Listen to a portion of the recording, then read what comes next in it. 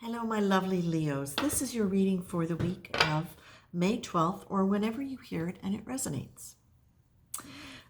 So, for the part of the collective that I'm reading for in the sign of Leo, the song that I'm hearing is from Mary Poppins, the original Mary Poppins, where she's speaking to the kids.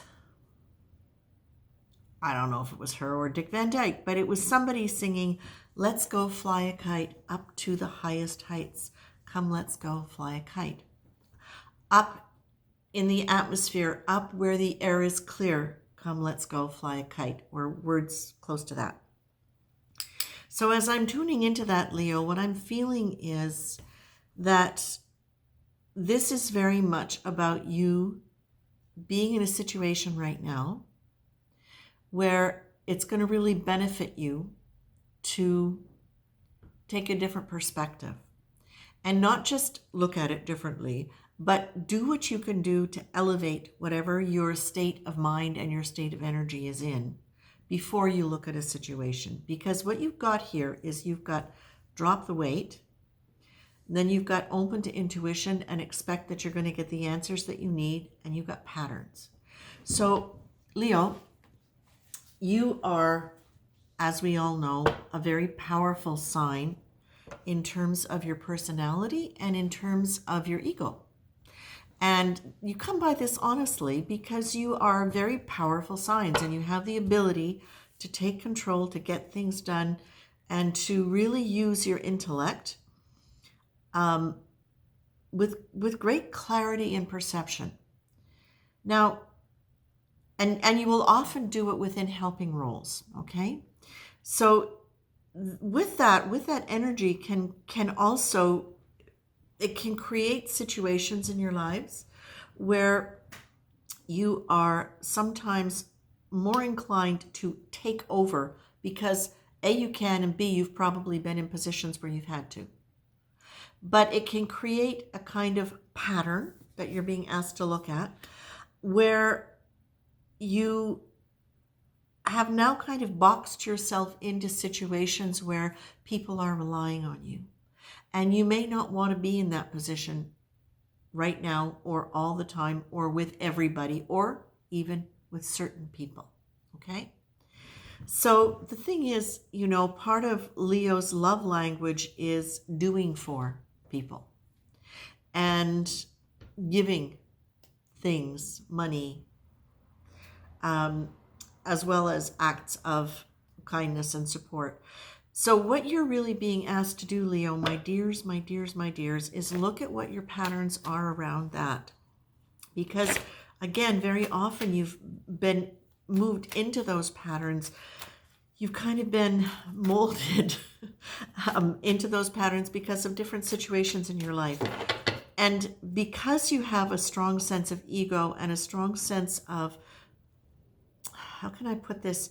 I don't mean this in a critical way at all. You have a strong sense of yourself, of who you are based in your personality, okay? Some people can see that as arrogant. I don't. I see it as this is where you have learned to find, experience, and express personal value. And that, therefore, when something comes to challenge that, it's really not easy for you to let it go without it really affecting your self-esteem. And that can cause you to put up a lot of walls where sometimes walls are not necessary. Sometimes things are not understood in the same way that you understand them. And it can cause two things. It can cause you sometimes to be naive about what's going on with the people around you and in terms of the people you're giving to. But the second thing is that it can cause you to see attack where attack has not been intended at all. But because it has in some way affected your perception of yourself or how you perceive you're being valued by people for the things that are normally valued, and now all of a sudden they're not, it can create quite a bit of emotional upheaval for you. And that's kind of normal. That's, I think, normal human emotion. But what you're being told here is you don't need to do that. Relationships don't have to be so much work. And you can always, whenever you're feeling overwhelmed by that sense of, or not even overwhelmed, but triggered into that sense of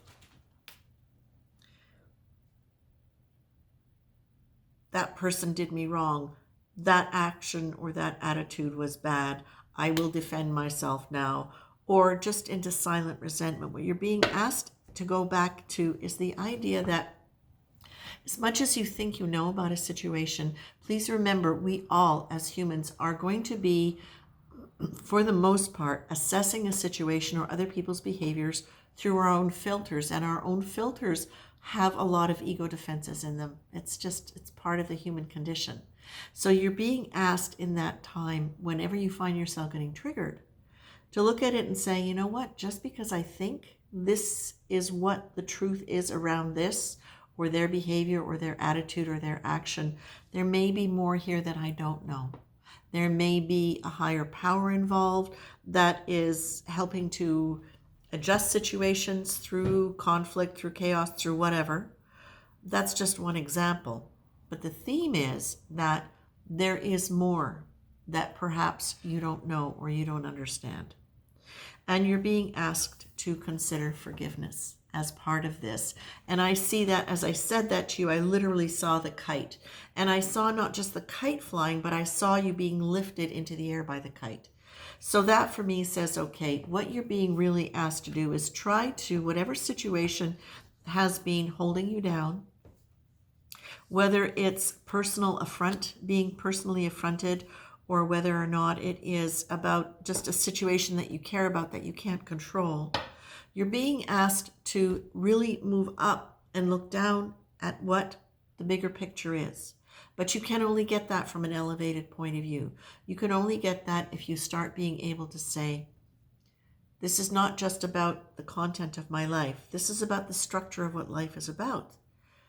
If we are all here to learn and grow and evolve, then every situation that we come in contact with, or the people, the situations that the people we care about come in contact with, they're here to, it's not that they are here to provide learning opportunities, because that just sounds a little bit too heartless.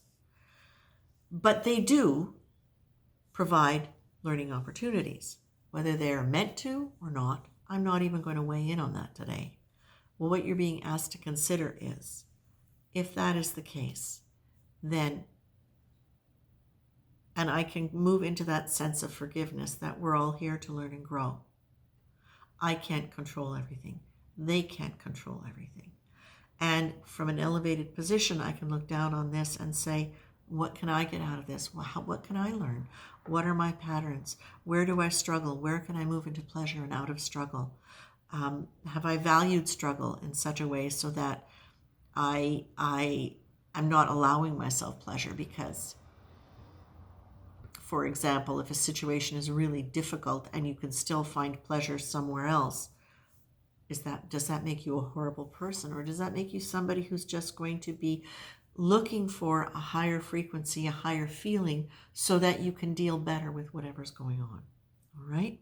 What you are being told here is that you can be in contact with the higher dimensions. You have the ability to be interactive with dimensions that will offer you intuitive guidance and hits as in, yes, it's accurate, as opposed to a non-hit. That you can be open to that and you can expect it and you can start looking at that way. This is really all about you having elevated views about everything, about why things happen, about what you can get out of it, about how you can use this to be more in tune with the universe around you, get guidance from spirit, and to lean into the idea that there is more, because you've got that in conjunction with the intuition card. There is more information. There are more options for you, for whoever, for what the situation is, and you can actively engage with the intuitive energy, but only when you start dropping the weight and be willing to let go of whatever patterns have been holding you back. And part of the way to do that is to go into that sense of forgiveness, which is we're all here to learn and grow. Forgiving yourself, forgiving everybody else, and bringing that as an energy to you. Okay, Leo? That's it for now. Take care. Go fly a kite. But I mean that in the nicest possible way.